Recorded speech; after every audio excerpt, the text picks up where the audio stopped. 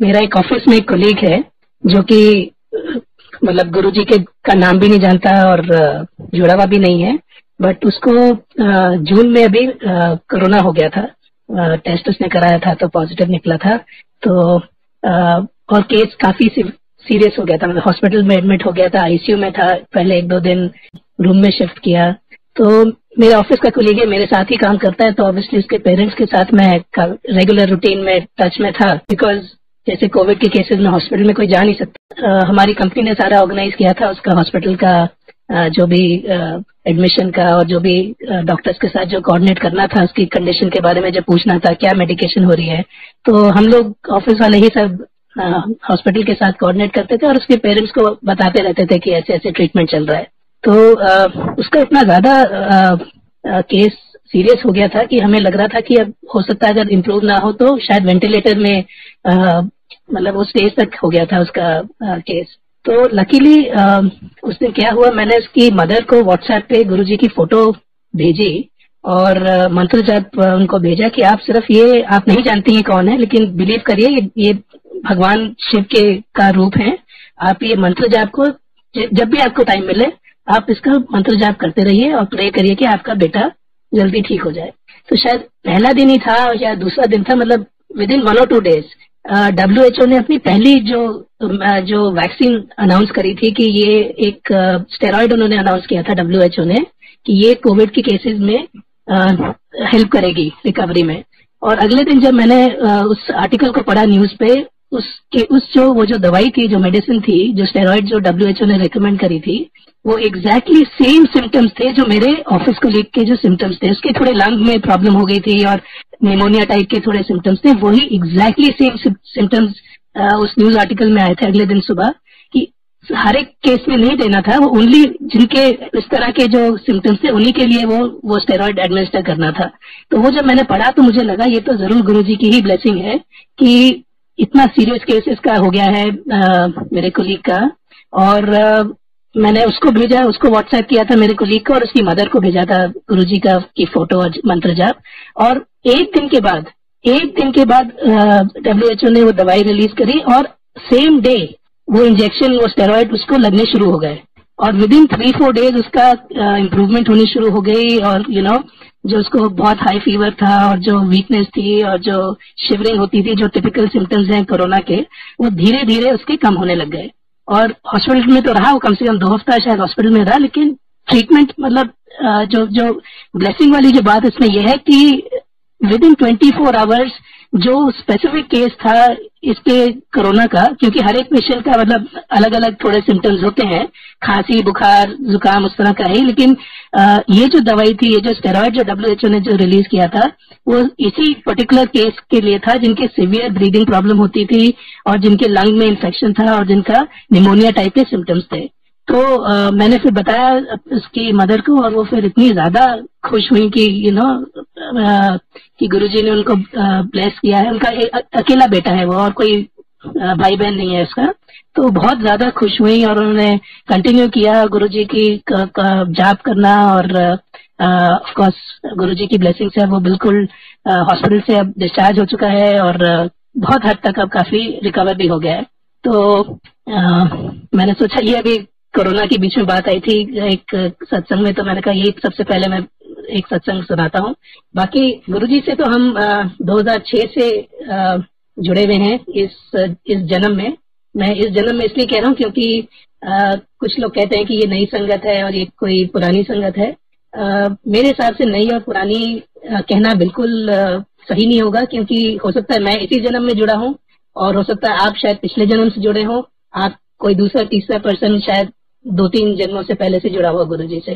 तो नई सत्संग और पुरानी सत्संग को ऐसे क्लासिफाई करना मेरे हिसाब से सिर्फ यही है कि इस जन्म में आप कब जुड़े, उस हिसाब से अगर देखा जाए तो हाँ नई और पुरानी कह सकते हैं। लेकिन गुरुजी के साथ तो आप कितने जन्मों से जुड़े हुए हैं और कब से वो आपको ब्लेस कर रहे हैं और आगे कब तक ब्लेस करते रहेंगे, इसका तो किसी का मतलब कि इस बारे में कुछ कहना बिल्कुल है ठीक नहीं होगा। तो 2006 में जब हम फर्स्ट टाइम गुरुजी से मिले एम्पायर स्टेट में, मैं ऑफिस से वापस आ रहा था और हमें मेरा उस टाइम पे ऑफिस मानेसर में होता था, तो शाम का टाइम था और मैं सीधा फिर मेरे पेरेंट्स, मेरी वाइफ, ये लोग सब घर से आ रहे थे और मेरे को सीधा वहीं से ऑफिस से मैं रिटर्न होता करता हुआ वापस एम्पायर स्टेट पे आना था। तो शाम को जब हम आए उधर एम्पायर स्टेट पहुंचे तो एंटर करते ही राइट हैंड साइड पे गुरुजी, शायद शाम का टाइम था तो गुरुजी शायद शाम को वॉक करके आए थे वापस, और बिल्कुल ही कैजुअल कपड़ों में टी शर्ट और शॉर्ट्स पहन रखी थी उन्होंने, और वॉकिंग शूज पहन रखे थे, स्पोर्ट्स शूज टाइप के, बिल्कुल मतलब कोई जिस तरह से अभी हम देखते हैं गुरुजी का स्वरूप या जैसे हमने नॉर्मली फोटोज देखी उनकी, उससे बिल्कुल अलग थे। और मतलब इतने लोग थे अंदर तो पहचाने भी नहीं गए। और मैं जब जैसे ही मैंने एंटर किया तो उन्होंने मेरे से पूछा कि किसके साथ आया तुम। तो हमें एक्चुअली मेरे जो मामा है, कजन मामा है, दिल्ली में रहते हैं, वो अब गुड़गांव में रहते हैं, तो वो काफी सालों से उनके साथ जुड़े हुए थे और उन्होंने हमें इंट्रोड्यूस किया था कि आपको जरूर आना चाहिए यहाँ पे। तो वो वहीं सामने बैठे हुए थे गुरुजी के सामने, तो उन्होंने बताया कि ये मेरा भांजा है। तो गुरुजी ने फिर बोला जा तेरे को ब्लेस किया और जा मेरे को बिठा दिया वहाँ पे संगत के साथ। तो ऐसे हम फर्स्ट टाइम मिले थे और ब्लेसिंग्स तो गुरुजी की इतनी ज्यादा है कि मतलब हमारे जो बच्चे हैं वो भी गुरुजी के ब्लेसिंग से ही हैं। हमारे ट्विंस हैं और ऐसा काफी केसेस में हुआ है कि गुरुजी ने जब ब्लेस किया है तो ट्विंस हुए हैं लोगों को। तो 2007 में जब गुरुजी ने समाधि ले ली थी तब की बात है ये। मेरे फादर और मेरे ग्रैंडफादर और ताऊ जी, ये लोग सुबह 4 बजे जाते थे बड़े मंदिर। उस टाइम पे सुबह साफ सफाई होती थी, जब अब तो क्या वो पूरा पक्का बन गया है, कवर्ड एरिया बन गया है, समाधि बन गई है। उस टाइम पे 2007 में इतना प्रॉपर कवर्ड नहीं होता, तो हर रोज सुबह वहाँ की साफ सफाई होती थी। तो मेरे फादर भी गए हुए थे उस दिन 2007 में एक दिन सुबह। और हमारा क्या था कि मैं और मेरी वाइफ, हम लोग काफी टाइम से हम लोग फैमिली प्लान कर रहे थे, लेकिन एक आध बार मिसकैरेज हो गया था। एक बार लास्ट स्टेज में आके प्रेगनेंसी में मतलब वो प्रॉब्लम हो गई थी, कॉम्प्लिकेशन हो गई थी। तो 2007 में हम एक्चुअली बॉम्बे शिफ्ट हो गए थे।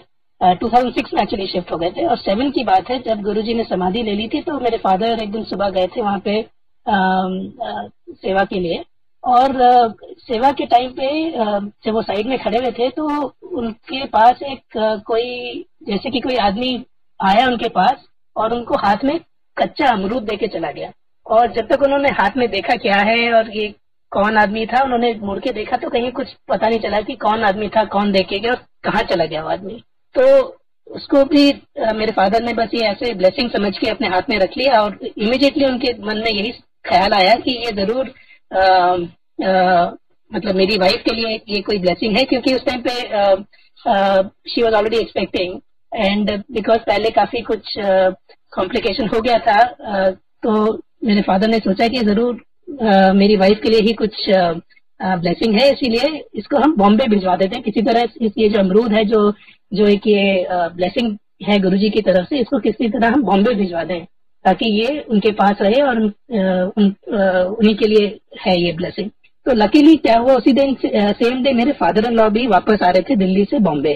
और ऐसा मतलब कोऑर्डिनेट ऐसा हुआ और टाइमिंग ऐसे मैच हुआ कि उनको एयरपोर्ट के रास्ते में मिलके उन्होंने ये जो कच्चा अमरूद था, मतलब नॉट फुल फ्रूट जो होता है वैसा नहीं, कच्चा छोटे साइज का अमरूद था ये ग्रीन कलर का, ये मेरे फादर इन लॉ को दे दिया और वो हमारे लिए वो बॉम्बे लेके आ गए।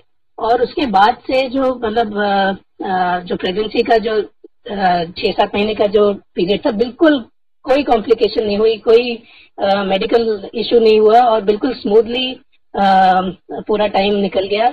और हैरानी की बात यह है कि ये जो कच्चा जो अमरूद था जो ग्रीन कलर का था, वो थ्रू आउट ये पूरे टाइम पीरियड में वैसा का वैसा ही रहा। ना जैसे वो खराब हो जाता है, कोई भी फ्रूट होगा या फल होगा, सब्जी होगी, जैसे काला हो जाता है, ड्राई हो जाता है, ये कुछ भी नहीं हुआ ऐसा। और हमने इसको संभाल के रखा। हमने पहले तो शुरू में मतलब अपने तकिए के नीचे रखा ताकि पास में रहे और ब्लेसिंग मिलती रहे। और जब बच्चे हमारे पैदा भी हो गए तब भी वो वैसा का वैसे ही था। फिर हमने उसको मंदिर में रख दिया, तब भी वैसा का वैसा रहा। और कई सालों तक ये जो कच्चा अमरूद था ग्रीन कलर का, वैसा का वैसा ही रहा। और मेरे ख्याल से 5-6 साल के बाद जाके हम एक टाइम पे अपना घर शिफ्ट कर रहे थे, रेंटेड फ्लैट था हमारा बॉम्बे में मलाड में।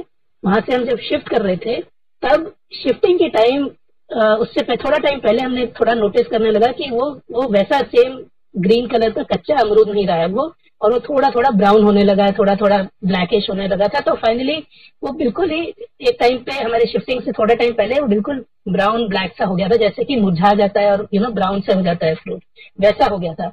और शिफ्टिंग के टाइम पे जब हम घर शिफ्ट कर रहे थे तब पता नहीं कैसे वो मतलब या तो जैसे मूवर्स एंड पैकर्स आते हैं उनकी कुछ बेध्यानी से या हमारी गलती से हमने शायद ठीक से संभाल के नहीं रखा या क्या हुआ, वो मिला ही नहीं हमें।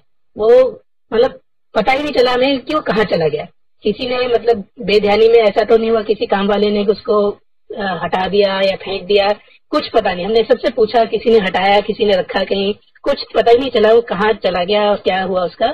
तो मतलब ब्लेसिंग इसमें यह है कि जितना टाइम उसको हमारे साथ रहना था, जितने टाइम तक वो उस चीज की ब्लेसिंग थी, गुरुजी की ब्लेसिंग थी थ्रू वो फ्रूट के through, specially during the pregnancy. फिर बच्चे हमारे छोटे थे, प्रीमेच्योर बॉर्न हुए थे, तो बहुत शुरू में काफी प्रॉब्लम होती थी। और बट 4-5 साल के बाद बच्चे भी थोड़े बड़े हो गए थे और सब ठीक था, हेल्थ भी उनकी ठीक थी, सब एवरीथिंग वाज ओके। एंड हमें अब लगता है कि वो एक टाइम था जबकि हमें शायद गुरुजी की ब्लेसिंग की बहुत ज्यादा जरूरत थी। और थ्रू दिस मीडियम हमें गुरुजी ने हमें इस तरह से ब्लेस किया। और फिर जब टाइम वो निकल गया तब ऑटोमेटिकली ये चीज भी ये फ्रूट भी चला गया। एक सत्संग मैं और सुनाता हूँ, ये है 2016 का है ये सत्संग। हम लोग गुरुजी के मंदिर आए हुए थे, मुंबई मंदिर में कांदिवली में, और ऐसे ही सत्संग चल रहा था। और एक आंटी थी और बहुत भीड़ थी उस दिन। हम मतलब मेन जो हॉल है वहां पे नहीं थे, शायद हम साइड वाले एरिया में कहीं बैठे हुए थे। और सिर्फ मुझे आवाज सुनाई दे रही थी, मतलब स्पीकर के थ्रू ही मैं सत्संग सुन पा रहा था। और कौन आंटी थी वो मुझे मालूम नहीं, बाद में भी पता नहीं चला कि किसने वो सत्संग किया। लेकिन वो जो आंटी ने जो सत्संग किया था वो सत्संग एग्जैक्टली जो मेरे साथ हो रहा था उस टाइम पे, वो सेम स्टोरी सुना रही थी। तो वो आंटी ने जो सत्संग किया था वो ये कुछ ऐसा था कि उनके हस्बैंड किसी कंपनी में काम करते थे और फिर उन्होंने जॉब छोड़ दी, और छोड़ी थी ये सोच के कि एक नई जॉब उनको मिलने वाली थी, उनको मिली नहीं। और फिर फाइनली 4-5 महीने तक उनके पास जॉब नहीं थी। और फाइनली गुरुजी की ब्लेसिंग से जब उनको जॉब मिली तो वो बिल्कुल एक तरह से एक जिसे कहते हैं ड्रीम जॉब थी। मतलब काम बहुत अच्छा था, उनको बहुत मतलब जिस तरह का काम चाहते थे उनको वैसे ही काम मिला, और जिस तरह की कंपनी में चाहते थे उनको वैसे ही मिला। तो मैं जब ये सुन रहा था सत्संग में, मेरे को बस यही फीलिंग हो रही थी, ये तो एग्जैक्टली मेरे साथ भी ऐसा ही हो रहा है कि मैं पहले किसी कंपनी में काम करता था जहाँ मैं खुश नहीं था बिल्कुल। और मैंने जॉब छोड़ दी वहां से, और 4-5 महीने हो गए थे और मेरे को नई जॉब नहीं मिल रही थी। एंड वो उस टाइम पे मैं जब सुन रहा था मेरे को लग रहा था ये जरूर किसी तरह की मतलब मेरे को एक मैसेज मिल रहा है कि मेरे को टेंशन नहीं लेनी चाहिए, और मेरे साथ भी ऐसे ही कुछ ब्लेसिंग शायद हो जाएगी और मेरे को भी अपनी मनपसंद जो जॉब है वो मिल जाएगी। तो ऐसा ही हुआ। और ये सत्संग सुनने के शायद कुछ मेरे ख्याल से 2 या 3 हफ्ते के बाद की बात है, फरवरी या मार्च 2016 की शायद बात है। मेरे को जॉब जो मिली, उस जॉब के लिए जैसे नॉर्मली हर जॉब में आपको पहले एक इंटरव्यू देना होता है। आपसे कुछ कोई पूछेगा, कुछ सवाल पूछेंगे, कुछ आपका असेस करेंगे कि आपको ठीक से काम आता है नहीं आता है, आपको कितना एक्सपीरियंस है। मेरे को ये जो जॉब मिली ये विदाउट इंटरव्यू मिली। मतलब मेरे को लिटरली फोन पे बोला गया कि आपको ये हम जॉब ऑफर कर रहे हैं, ये इतनी सैलरी होगी, और आप बताइए कब से आप ज्वाइन कर सकते हैं। तो जो मेरा जो बॉस जिसको मेरे को रिपोर्ट करना था वो मेरा जानकार था। मैं काफी टाइम से उनको बोल रहा था कि मेरे को अगर कुछ आपकी कंपनी में कुछ हो तो मेरे को मेरे लिए कुछ बताइएगा। लेकिन ये भी नहीं था कि मतलब नई कंपनी और बड़ी कंपनी थी ये, इसमें कि हर कंपनी का प्रोसेस होता है कि जो स्टैंडर्ड प्रोसेस होता है कि आपको इंटरव्यू लेना है। कई जगह दो इंटरव्यू होते हैं, तीन राउंड होते हैं इंटरव्यू के। लेकिन यहाँ पे ऐसा कुछ भी नहीं हुआ। मेरे को फोन आया, ईमेल आई, कंफर्मेशन हो गया कि आपको ये जॉब दे रहे हैं, इतनी सैलरी होगी और ये रोल होगा आपका, वो एग्जैक्टली जो जिस तरह से उन आंटी ने मंदिर में सत्संग सुनाया था वही चीजें लिटरली रिपीट हुई। जो मेरे को रोल मिला वो मेरे को बहुत पसंद था, मेरे को उसी टाइप का काम करना था। मैं जो मेरे जो मैनेजर थे उनके साथ मेरा अच्छा रैपो था, तो उनके साथ काम करने में भी काफी अच्छा एक्सपीरियंस था मेरा। और विदाउट एनी प्रॉब्लम मेरे को ये नई जॉब मिल गई। फिर उसके बाद एक और सत्संग सुनाता हूँ, ये this is the most recent, अभी लास्ट ईयर का ही है।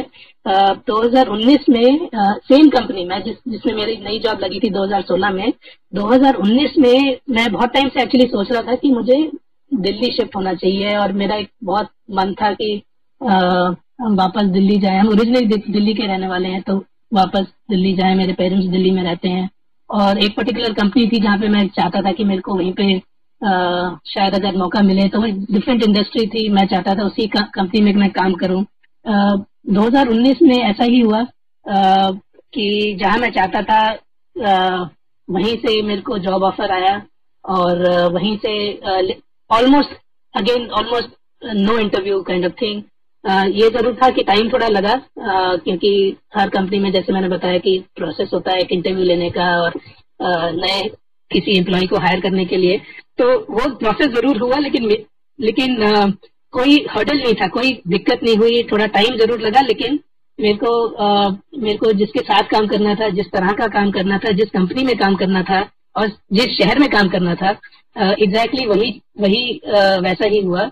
और ब्लेसिंग इतनी ज्यादा ये बड़ी है क्योंकि जो कंपनी मैंने 2016 में ज्वाइन करी थी और 2019 में चेंज करी, छोड़ी वो कंपनी आज उसकी कंडीशन इतनी खराब है फाइनेंशियली कि वो आज मतलब लिटरली एम्प्लॉयज के सैलरी भी नहीं दे पा रहे हैं। इतना मतलब बड़ी ब्लेसिंग है गुरुजी की, और इतना शुक्राना गुरुजी का कि मेरे को उस कंपनी से टाइमली, इससे पहले कि सिचुएशन उस कंपनी की खराब होती है, उससे पहले मेरे को वहां से निकाल के दूसरी कंपनी में जॉब दिलवा दी।